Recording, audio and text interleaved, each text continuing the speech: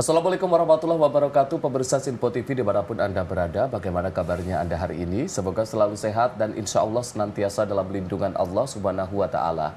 Alhamdulillahirabbil alamin, puji syukur kehadirat Allah karena di pagi hari ini saya Arif Rifai bisa kembali menemani Anda dalam program Islam Penuh Cinta, penyejuk hati, penyegar iman.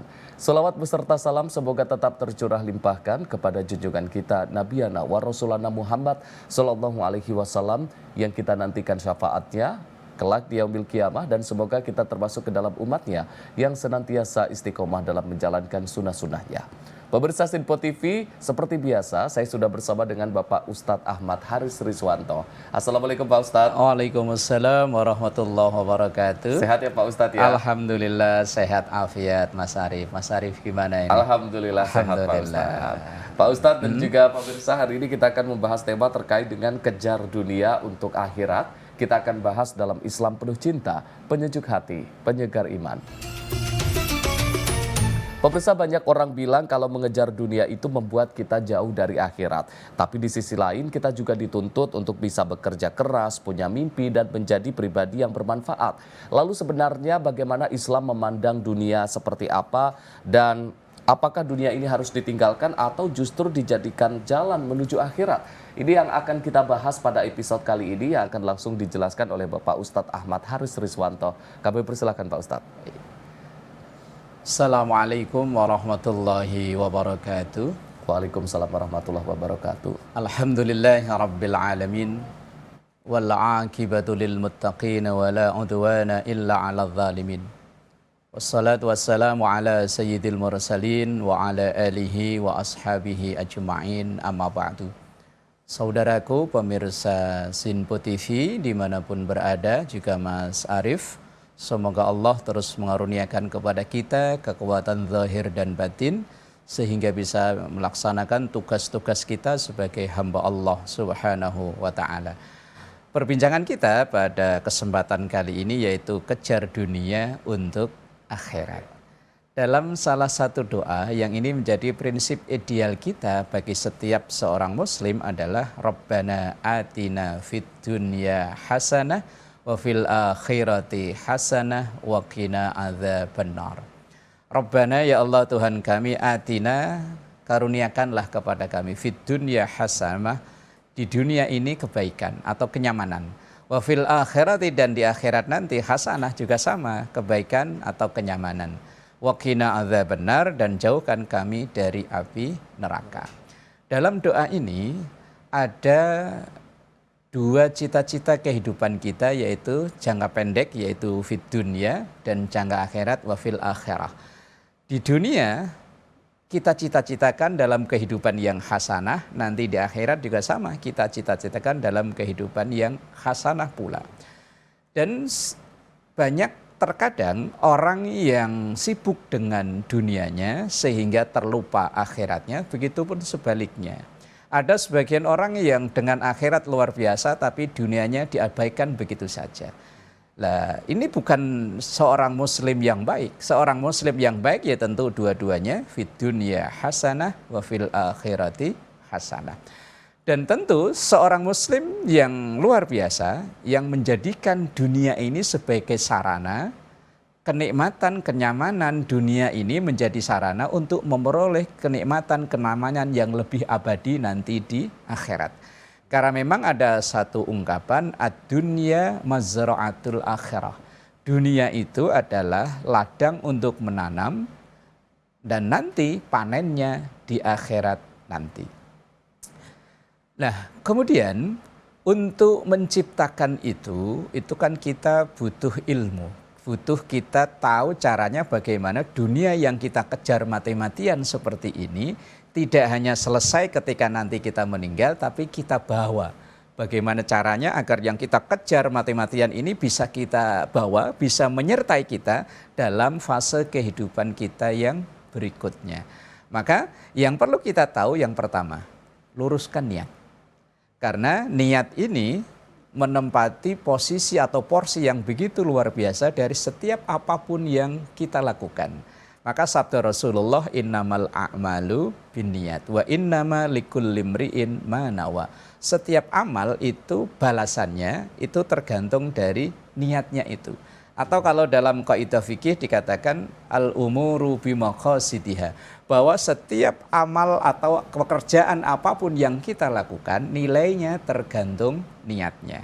Dalam salah satu hadis yang lain yang cukup panjang, Rasulullah sampaikan, yang inti hadisnya begini: betapa banyak orang yang dalam kesehariannya, zahirnya itu hanya ngurusin urusan dunia saja. Mungkin dalam sehari waktunya habis di kantor, habis di pasar, habis di mall, habis di perjalanan, karena mungkin dia seorang driver. Zahirnya memang seperti itu, kelihatannya seperti itu, tetapi nanti di hadapan Allah Subhanahu wa taala di akhirat ternyata yang ia kerjakan itu bernilai akhirat luar biasa. Ada sebaliknya. Orang yang dalam keseharian itu zahirnya kelihatan urusan akhirat.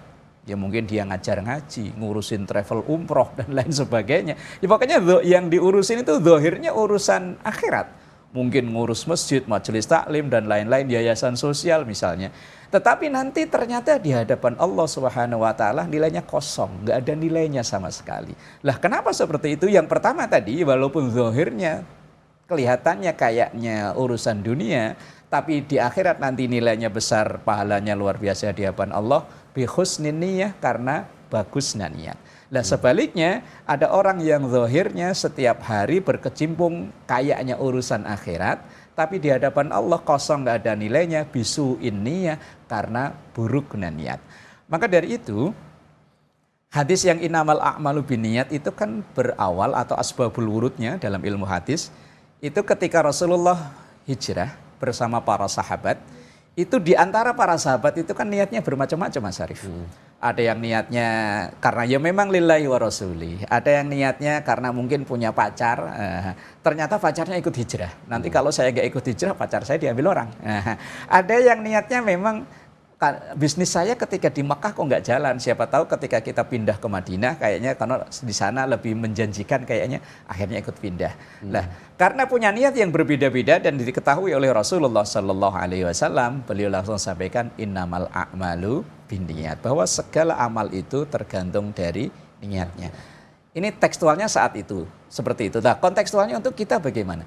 Silahkan kita dalam keseharian kita mengejar dunia kita berkarir dan lain sebagainya, selama yang kita lakukan itu tidak bertabrakan dengan aturan syariat dan kemudian kita niatkan akhirat, maka insya Allah ada niat akhirat. Saya teringat ada dalam dulu zaman saya masih anak-anak itu ada lagu grup Nasidari ya.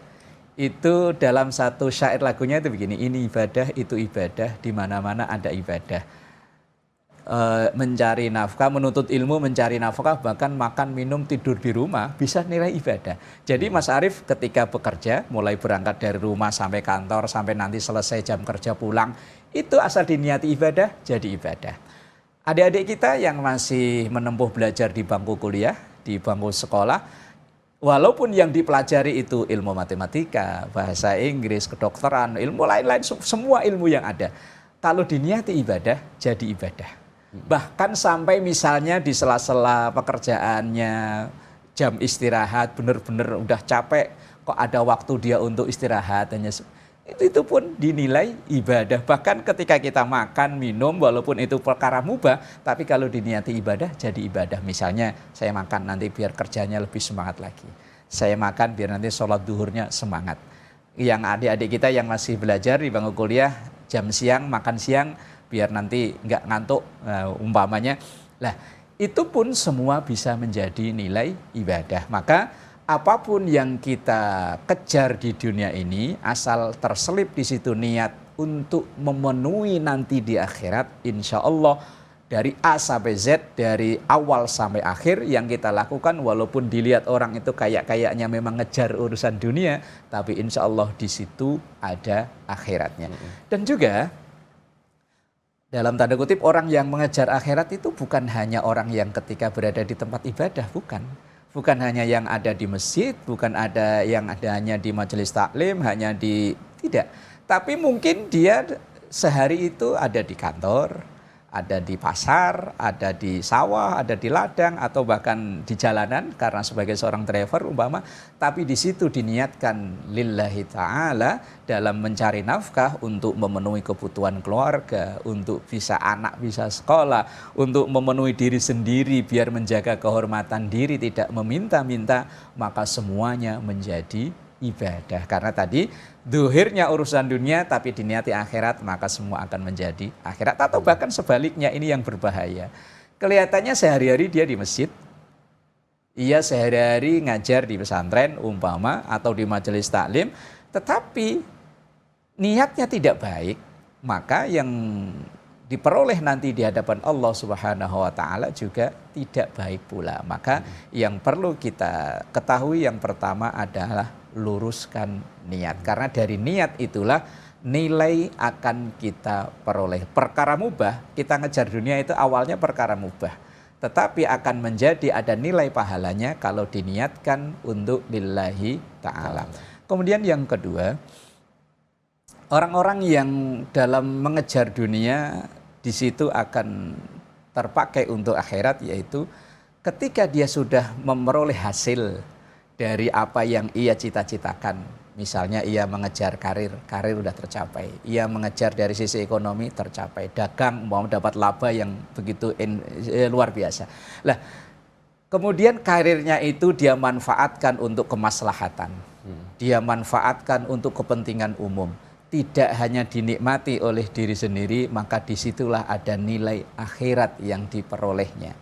Kemudian dari nilai laba dagangnya dan lain sebagainya, maka disitulah ada nilai akhiratnya. Bahkan dalam satu hadis Rasulullah sampaikan, al-mu'minul qawiyyu khairun wa ahabbun indallah minal mu'minid dhaif.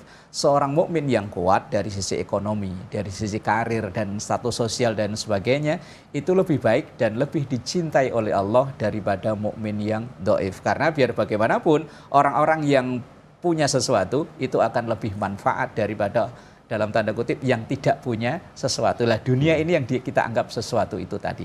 Dan insya Allah nanti bisa kita lanjut kembali agar yang kita kerjakan walaupun zahirnya urusan dunia tapi nanti di akhirat tetap memperoleh nilainya. Wallahu a'lam bishawab. Baik Pak Ustadz, nanti kita akan lanjutkan lagi pembahasan kita. Usai jeda pemirsa jangan kemana-mana. Usai jeda kita akan kembali lagi. Tetaplah bersama kami di Islam Penuh Cinta, penyejuk hati, penyegar iman.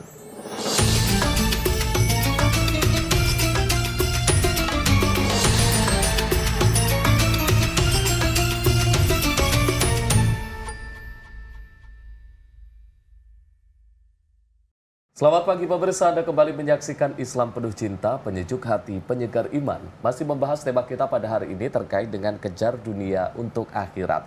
Tadi Pak Ustadz mungkin ada yang ingin ditambahkan lagi terkait dengan materi kejar dunia untuk akhirat ini Pak Ustadz. Baik Mas Arief dan juga saudaraku pemirsa Sinpo TV dimanapun berada. Kita berharap bahwa semua yang kita lakukan di dunia ini tidak selesai ketika nanti kita sudah tiada, tapi tetap berlanjut dan nilai manfaatnya untuk di kehidupan kita dalam fase kehidupan yang jauh lebih abadi, yang lebih lama daripada di dunia sekarang. Selain kita luruskan niat dan jangan lupa juga hasil yang kita peroleh dari dunia yang kita kejar itu tidak kita nikmati sendiri, tapi juga untuk bersama. Paling tidak untuk memenuhi diri sendiri sehingga diri ini terjaga, muruah kehormatan kita terjaga. Menjaga muruah, menjaga kehormatan ini juga termasuk ada nilai akhiratnya di hadapan Allah. Dan alhamdulillah kalau kebutuhan diri pribadi sudah tercukupi, apalagi sebagai seorang keluarga sudah berkeluarga, tentu harta yang bernilai sedekah terbesar adalah yang disedekahkan untuk keluarganya. Untuk istrinya, untuk anaknya, untuk orang tuanya, dan untuk orang-orang terdekatnya. Dan kemudian yang ketiga, agar dunia yang kita kejar saat ini itu tetap bernilai untuk di akhirat nanti, yaitu kita jadikan harta yang kita peroleh atau dunia yang kita peroleh ini hanya sekedar di tangan, tapi tidak sampai masuk ke hati. Nah ini yang bukan perkara mudah Mas Arief. Kita jadikan harta ini cukup di tangan, tapi tidak masuk ke hati. Atau dalam bahasa lain begini, jangan sampai jangan sampai harta dunia yang kita kejar itu hati kita ikut bermain di situ. Sehingga ketika kita berhasil menjadi tinggi hati alias sombong, ketika kita gagal menjadi kecil hati atau bahkan patah hati, akhirnya menjadi orang yang putus asa, orang yang putus harapan. Nah, maka sebanyak apapun harta yang kita peroleh, maka cukup hanya di tangan saja. Para sahabat Rasulullah Sallallahu Alaihi Wasallam itu ada yang mungkin sekarang bisa disebut triliuner. Seperti Utsman bin Affan, Abdurrahman bin Auf, itu dua orang sahabat yang begitu terkenal, kekayaannya, asetnya di mana-mana, luar biasa kayanya. Tetapi harta yang beliau miliki itu tidak sampai mempengaruhi hatinya, hanya sekedar di tangan saja. Sehingga dengan kekayaan yang begitu luar biasa, Utsman bin Affan, terus kemudian Abdurrahman bin Auf, mereka juga tidak sayang, dalam hatinya nggak ada terasa berat ketika ada himbauan untuk mengeluarkan sebagian hartanya. Bahkan ketika Rasulullah Sallallahu Alaihi Wasallam ada momen-momen besar yang butuh biaya besar, penyandang dana utama ya kedua beliau ini, Utsman bin Affan, Abdurrahman bin Auf. Dan Utsman bin Affan, Abdurrahman bin Auf itu sadar betul bahwa apa yang dimiliki di dunia ini kalau tidak dikeluarkan maka hanya akan sebatas dinikmati sepanjang dia hidup saja. Lah nanti bagaimana dengan kehidupan yang selanjutnya? Lah kehidupan yang selanjutnya itu akan bisa menjadi nyaman, aman karena harta yang dipegang ini dikeluarkan. Kalau yang masih di tangan kita ini hanya sebatas kita nikmati atau bahkan kadang nggak sempat nikmati, hanya ngendap di rekening, nggak bisa menikmati apa-apa. Tetapi yang kita keluarkan itulah yang benar-benar harta kita. Yang kita keluarkan untuk pendidikan anak bagi yang sudah berkeluarga, untuk mencukupi kebutuhan sendiri yang penting dengan tidak cara berlebihan, mubadzir, untuk dana-dana sosial dan lain sebagainya, itulah yang sebenarnya milik kita.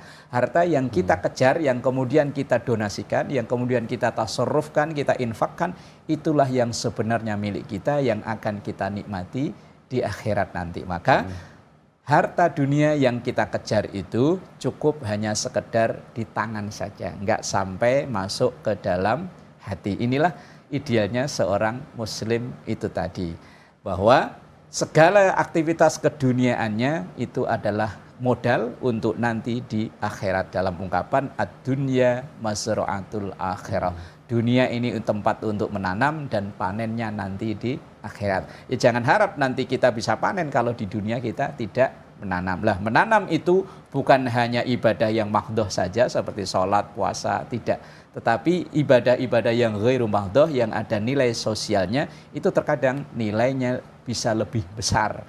Dan itu yang bisa kita harapkan dari dunia yang kita kejar untuk nanti akhirat di kehidupan yang kekal abadi itu tadi. Wallahu a'lam bishawab. Baik, Masya Allah. Terima kasih Pak Ustadz atas penjelasannya. Nah Pak Ustadz, kalau misalkan saat ini kita ini masih bekerja untuk meniti karir yang lebih tinggi, pendidikan yang lebih tinggi, atau mungkin ada yang merantau juga seperti saya ini Pak Ustadz. Nah ini Pak Ustadz, bagaimana kita mengetahui kalau apa yang kita usahakan ini masih bernilai ibadah juga di sisi Allah Pak Ustadz? Ya, sama-sama perantau kita Mas Arief.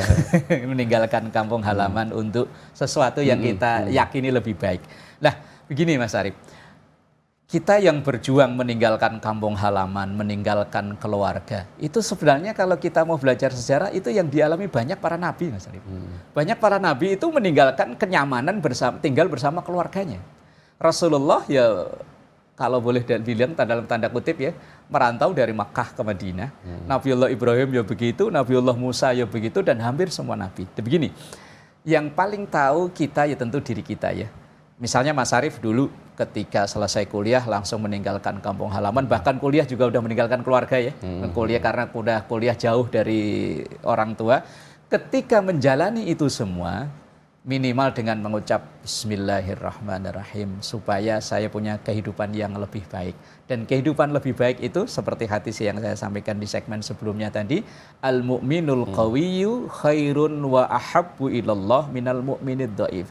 Seorang mukmin yang kuat itu lebih baik dan lebih dicintai oleh Allah. Lah mukmin yang kuat itu kan konotasinya, tafsirannya berbagai macam kan ya. Kuat dari sisi pendidikan. Karena kita mungkin tempat tinggal kita dulu di kampung halaman, pendidikan hanya mungkin ya, rata-rata di kampung kan paling hanya sampai SMA ya. Itu kadang SMA aja kalau di daerah masih jauh dari tempat tinggal.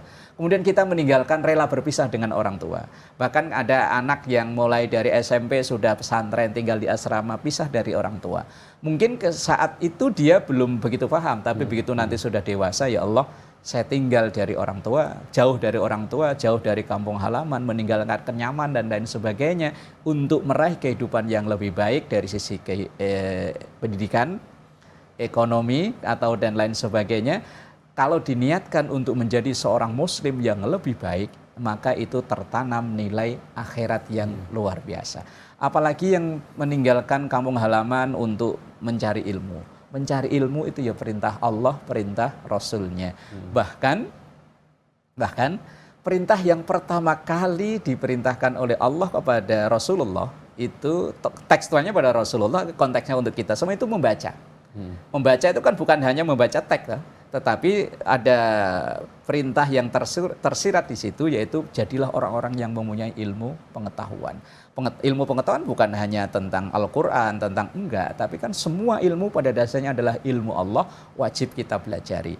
Enggak ada dikotomi sebetulnya, ini ilmu agama, ilmu umum, enggak. Hanya mungkin kita bagi-bagi tugas. Anda mempelajari bahasa Inggris, Anda mempelajari kedokteran, Anda mempelajari pertanian, Anda mempelajari Quran, tapi tujuannya sama, untuk mewujudkan al-Islam ya'lu wa la yu'la alaih, untuk mewujudkan Islam yang terhormat.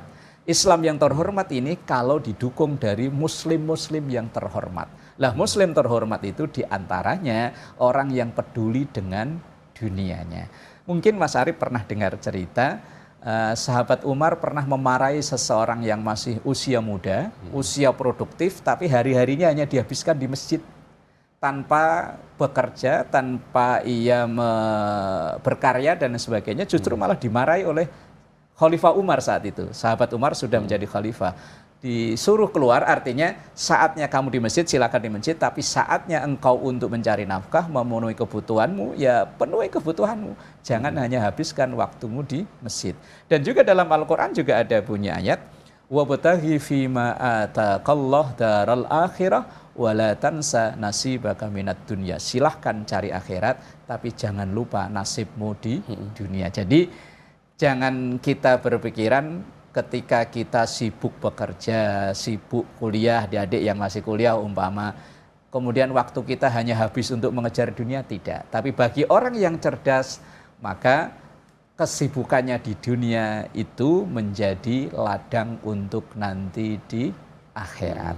Kalau kita berkaca, para sahabat Rasulullah SAW itu ada yang serius dalam bisnisnya, ada yang serius dengan karir di dunia politiknya, ya semuanya diakomodir dalam Islam, tetapi tujuannya untuk mewujudkan al-Islam ya'lu wa la yu'la alaih. Islam itu istimewa dan tidak ada yang lebih istimewa dari Islam, dan itu diwujudkan oleh pribadi-pribadi muslim yang berkualitas itu tadi. Ada seorang ulama namanya Syekh Muhammad Abduh, beliau bilang begini, al-Islam mahjubun bil muslim. Kemajuan Islam, nama baik Islam itu yang kerusak orang Islam sendiri. Lah, yang kerusak itu orang Islam yang tidak peduli dengan dunia Islam. Dunia Islam itu jangan dianggap hanya tentang masjid, tentang musola, tentang pesantren, enggak. Mohon maaf. Seandainya seluruh dunia ini enggak ada dokter yang muslim, apa jadinya? Apa jadinya? Kacau. Umat Islam akan makin terpinggirkan, maka seorang muslim ada yang harus jadi dokter. Seandainya ada sebagian orang, udahlah kalau berislam nggak usah ikut berpolitik. Bagaimana jadinya kalau seandainya yang memegang politik, yang berkuasa dalam politik ini adalah orang-orang yang dalam tanda kutip tidak senang dengan Islam. Maka umat Islam makin akan terhina. Seandainya ada yang mengatakan, nggak udahlah, harta nggak dibawa mati. seandainya di dunia ini nggak ada muslim yang kaya, apa jadinya? Tentu umat Islam makin diinjak dan diinjak. Maka kita bersyukur ada sebagian saudara kita yang berkarir di dunia kedokteran, di politik, dan lain sebagainya. Intinya kita ini kan ibarat tim sepak bola. Posisinya beda-beda, tapi tujuannya sama, untuk menenangkan tim. Ada yang paling depan, ada yang paling belakang. Ada yang paling depan menjaga akidah, mempelajari akidah, Quran, hadis, dan lain sebagainya. Intinya dunia yang kita dalami saat ini bukan hanya berhenti saat kita nanti meninggal, tapi akan terus terbawa ketika dunia kita niatkan untuk akhirat itu. Wallahu a'lam bishawab. Masya Allah. Terima kasih Pak Ustadz atas penjelasannya terkait dengan mengejar dunia untuk akhirat. Mudah-mudahan apa yang kita upayakan di dunia ini bisa bermanfaat juga untuk akhirat kita. Terima kasih juga untuk pemirsa Sinpo TV yang sudah menyaksikan kami dari awal hingga akhir. Jangan lupa terus saksikan Islam Penuh Cinta setiap hari jam 4:30 pagi hanya di Sinpo TV. Saya Arif Rifai, mewakili seluruh kru yang bertugas. Mohon maaf apabila ada kesalahan. Billahi taufik wal hidayah. Wassalamualaikum warahmatullahi wabarakatuh. Astaghfirullahaladzim lakal ma'bud ya dzal jalali wal ikram. Rabbana atina fid dunya hasanah wa fil akhirati hasanah wa qina adzabannar. Sallallahu ala sayyidina Muhammad wa ala alihi wa sahbihi wa sallam. Walhamdulillahi rabbil alamin. Wassalamualaikum warahmatullahi wabarakatuh. Waalaikumsalam warahmatullahi wabarakatuh.